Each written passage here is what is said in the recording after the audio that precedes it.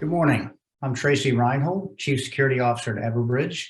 We're a company that specializes in critical event management. And so I wanted to talk to you a little bit today about some issues as it relates to response to a cyber attack. Now, there'll be lots of folks here today that talk about the immediate remediation and how you would address this from a cyber forensics perspective. But what I want to focus on really is about how we respond to and recover from a cyber attack as it relates to the organization as a whole. So let's set the table first. Let's talk about how things have changed and evolved post-pandemic. What we're finding is that the threat surface has broadened. And by that, what I mean is that the initial access brokers that operate on the dark web and provide access to credential pairs is probably the most common way that ransomware is executed against a company. Now, these are done normally by criminal activity or criminal groups. What comes to mind is Revile, which is the Russian group, which is a combination of ransomware and evil. That's where they came up with their name, and they had a very significant attack in 2021, which I am sure you are all aware of. Some of the things that are of concern when it comes to ransomware and cyber attacks is the separation in organizations between the physical and the digital security teams. Traditionally, these teams have reported to different parts of the organization. And when that happens, what happens is that we have created an opportunity for our bad actors to gain access to our network. If the physical security team is focused primarily on what they consider their traditional roles, and your digital or your CISO is concerned with the traditional digital protection of the network, what ends up happening is that there's a gap that's created. And that gap is where nobody is looking. And that gap provides the ability for the threat actors to gain access to our network. I think it's also important to realize that 70% of cyber attacks are facilitated by physical access.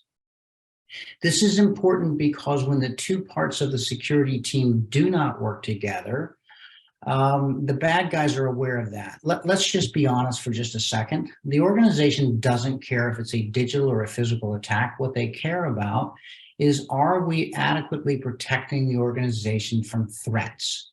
Threats manifest in a multitude of ways, cyber being one of them.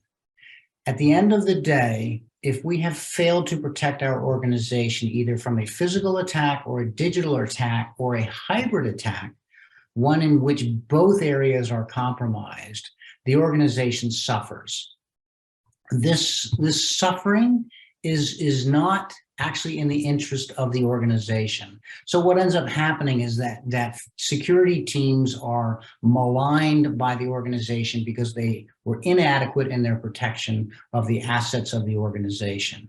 I think it's important that whether it's an info stealer log, however they're getting credentialed pairs together to create the ransomware attack, that the convergence of digital and physical security is something that we lead forward with in the security world. The idea that it's always somebody else's responsibility is what ends up creating that opportunity for the adversary.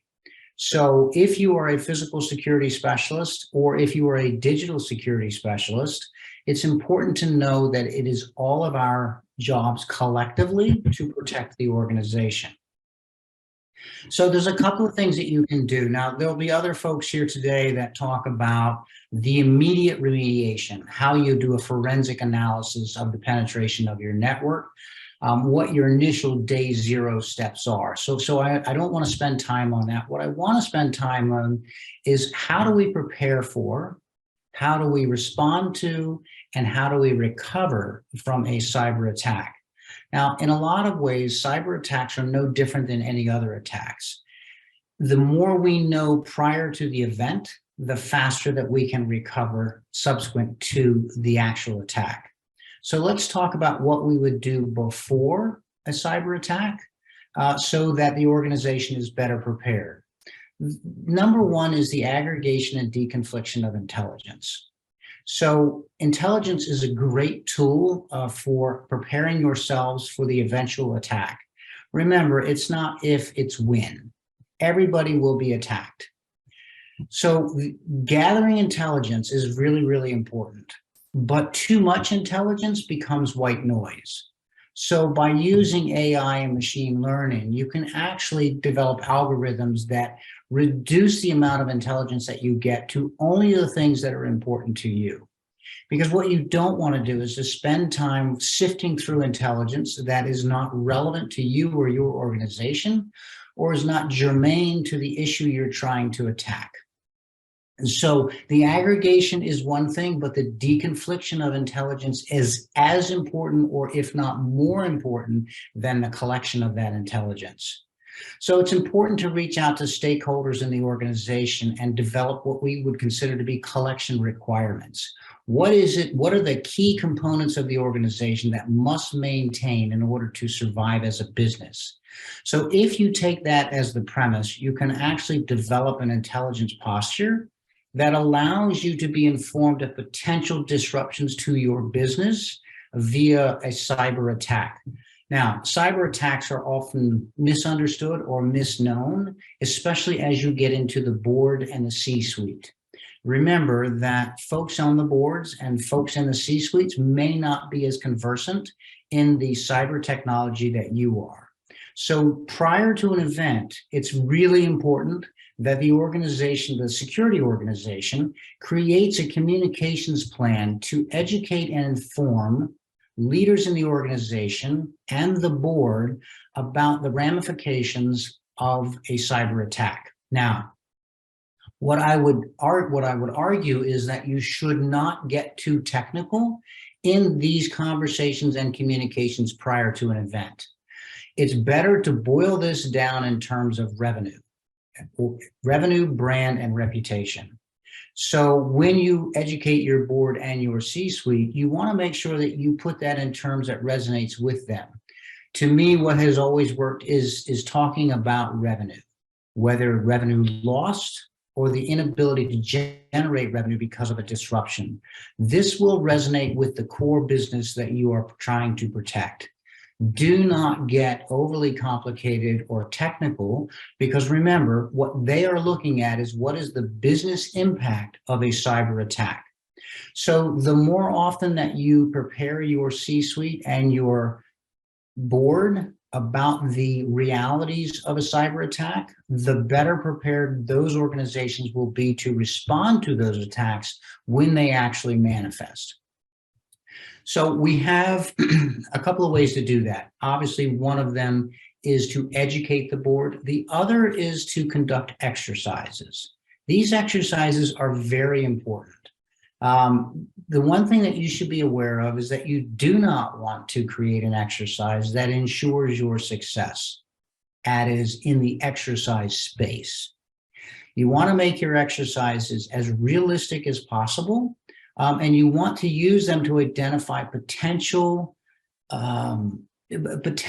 gaps in your protection strategy.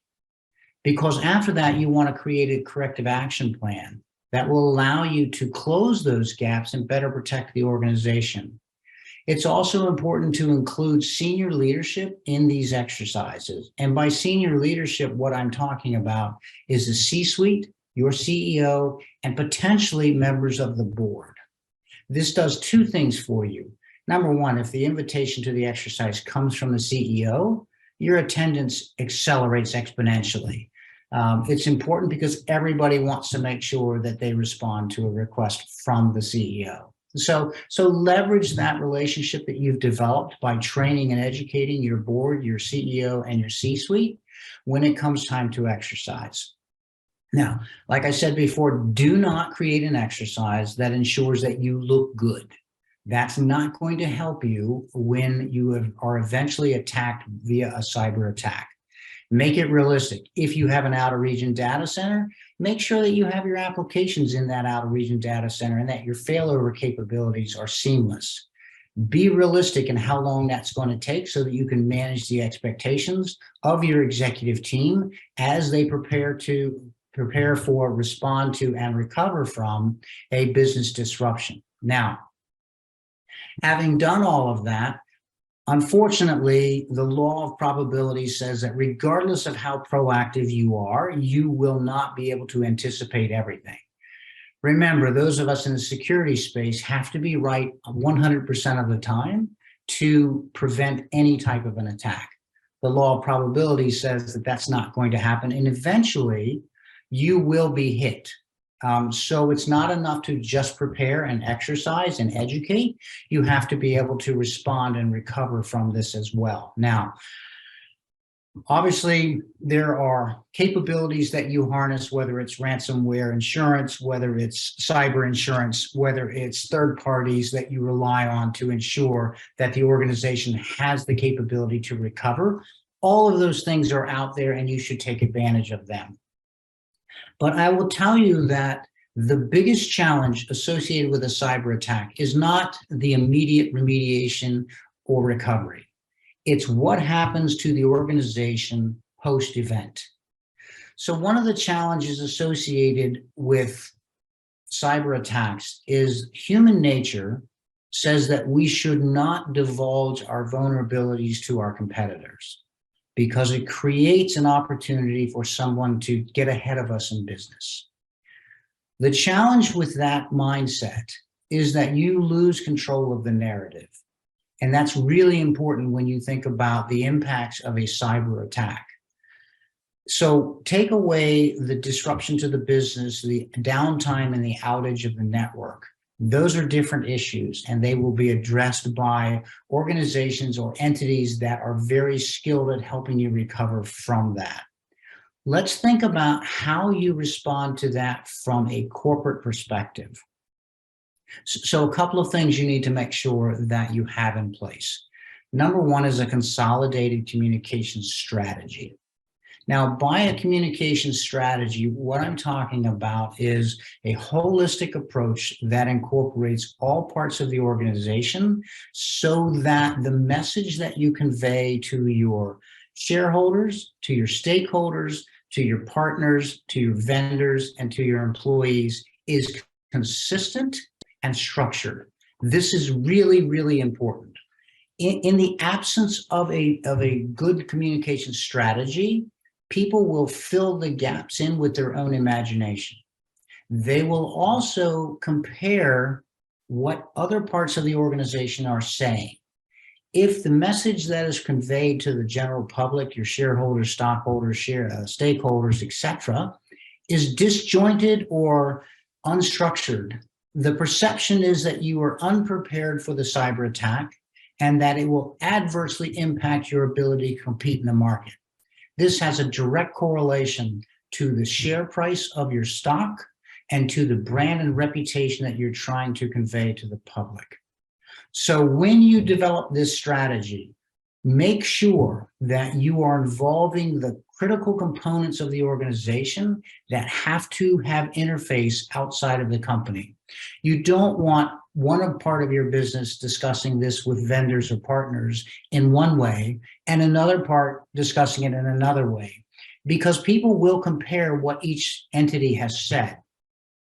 If they're not aligned, then they will assume that you were unprepared for the cyber attack and that they should probably take their business elsewhere. This is really important as you recover from an event. Now, let's talk about how you do that. How do you create a communication strategy that allows you to manage the message the way that you need to ensure that it's the best outcome for the organization? So the first thing I want to talk about is multimodal communications. If your network is infected or addressed, one of the things that you want to consider is, how do I communicate with others if my network is down?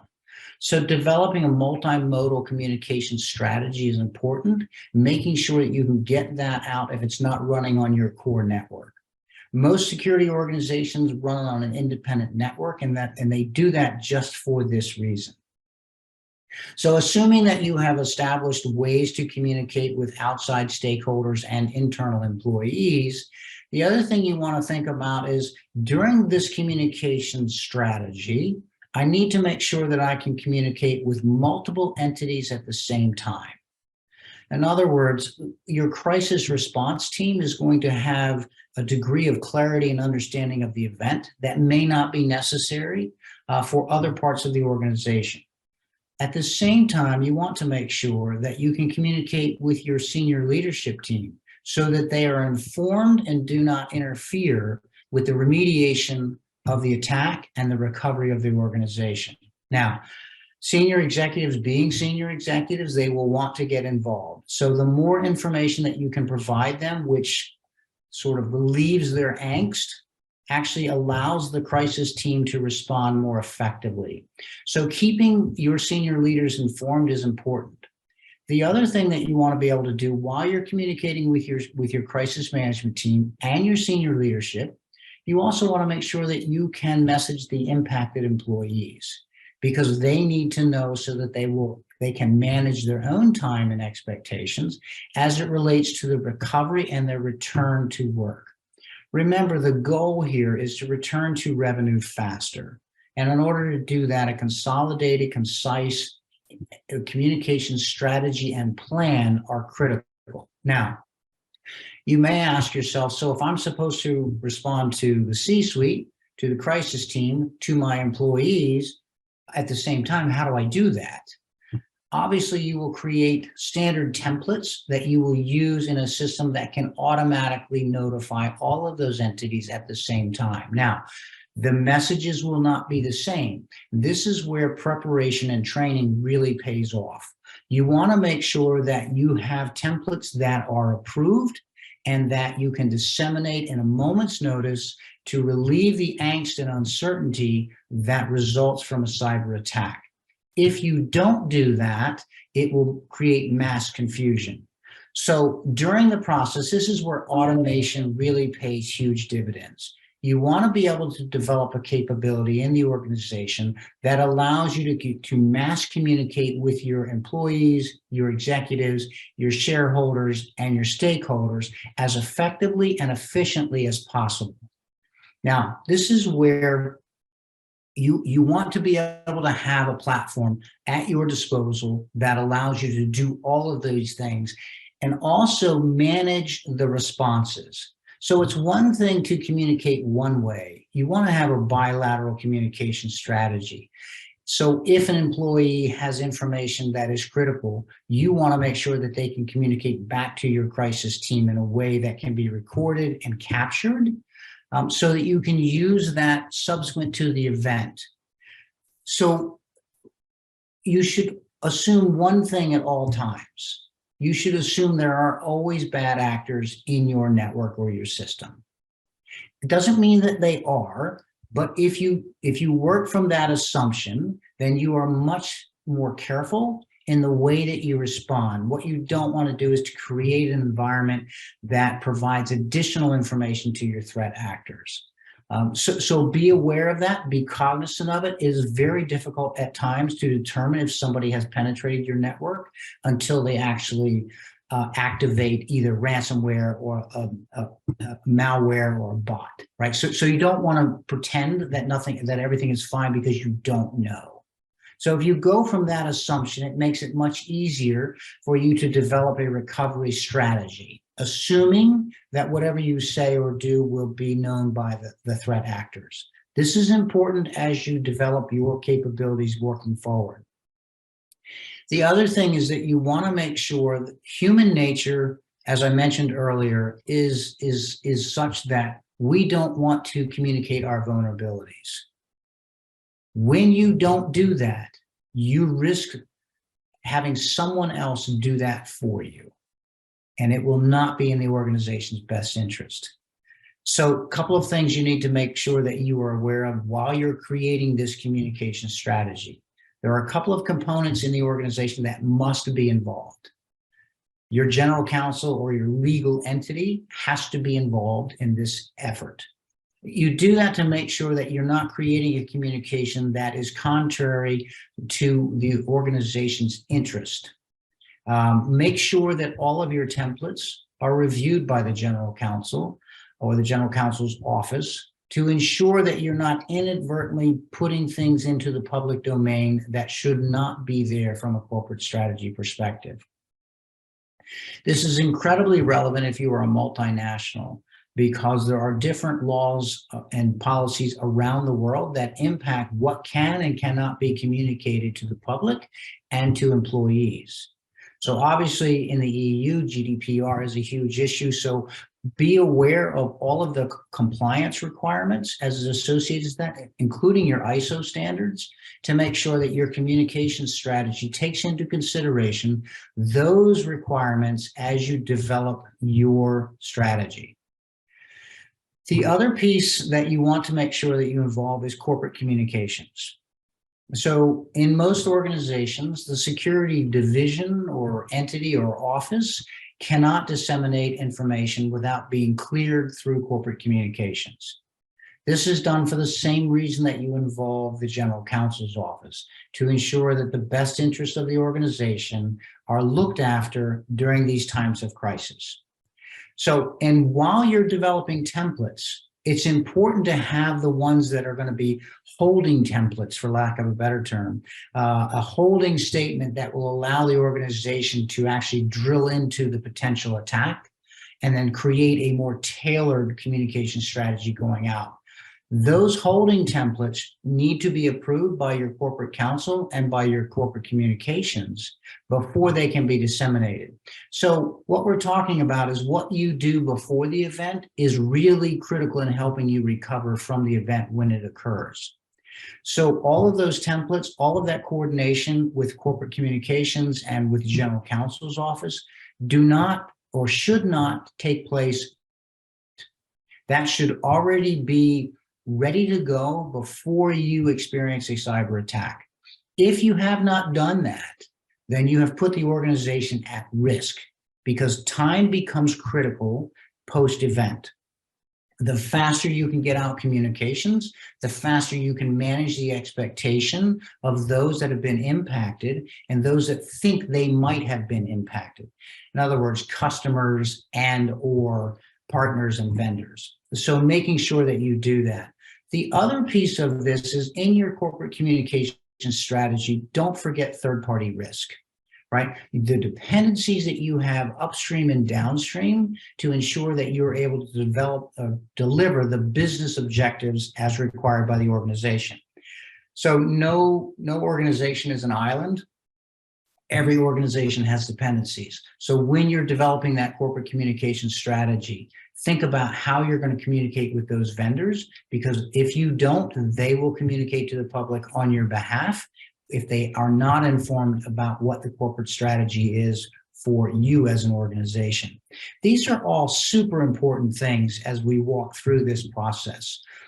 So thinking about the way that we've gotten to where we are today, you want to think about what you do with the aggregation and deconfliction of intelligence, how you prepare for the event prior to the event by developing a good exercise cadence that is realistic and identifies potential disruptions so that you can actually put together corrective action plans to recover from those disruptions.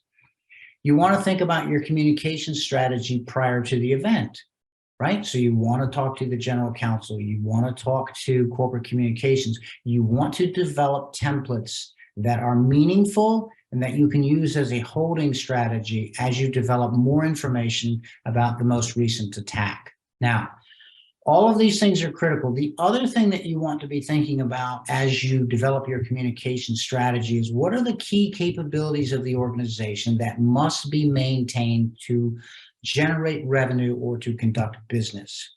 So as you look at those and you develop your communication strategy, it's important to reach out to the leaders in those critical capabilities to make sure that what you are saying is in line with what they will communicate to their own partners. Any large organization and any executive that leads a large organization will have a multitude of contacts that they will feel that they need to communicate with during a crisis.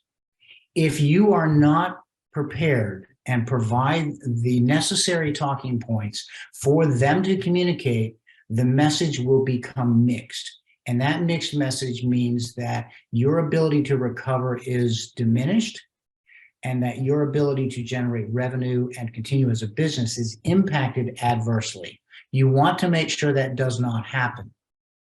So understanding the critical capabilities of an organization, remember, our job in security is not security. That sounds kind of silly, but our job is to enable the business. And you enable the business by understanding that business and developing a recovery strategy that actually allows for the acceleration of that business to return to revenue faster. If you don't do that, then you are derelict in the responsibilities that's been entrusted to you by the organization. I think it's important to understand that I started off this conversation by talking about the complex threat picture that we're facing post-pandemic. The idea of initial access brokers, info stealer logs that are available on the dark web. It's important that we continue to educate ourselves about the potential vulnerability and the capabilities of our adversaries, whether they are state-sponsored actors, criminal organizations, or hacktivists who are simply looking to disrupt without any monetary gain. That picture is continuously changing based on the reality that the world faces today. The rising and falling of nation states, the complex nature of criminal activity and the affiliates that those criminal organizations use. It's not enough to say, well, it was a Russian hacker or it was a North Korean hacker. Their affiliates may be located other places in the world. So informing ourselves about the complex nature of the threat is really important, coupled with the ability to recover and return to revenue faster. So what I want to close with is this. You will never know the extent that the criminal element will go to penetrate your networks. You may have an idea, but do not assume for a moment that you know every threat vector that's out there. That's how bad things end up happening, is when we become complacent or that we believe that our own capabilities are more than they are. Remember what I said earlier? We have to be right 100% of the time. The bad guys only have to be right one time. And that one time is all that it takes. So just a real quick recap, right? Aggregate deconflict intelligence, develop a good training schedule, motivate yourselves by creating an information strategy and a communication strategy, execute that flawlessly, inform, so that you can make sure that no gap is left unfilled. With that, I want to thank you for your time and thank you for attending the conference.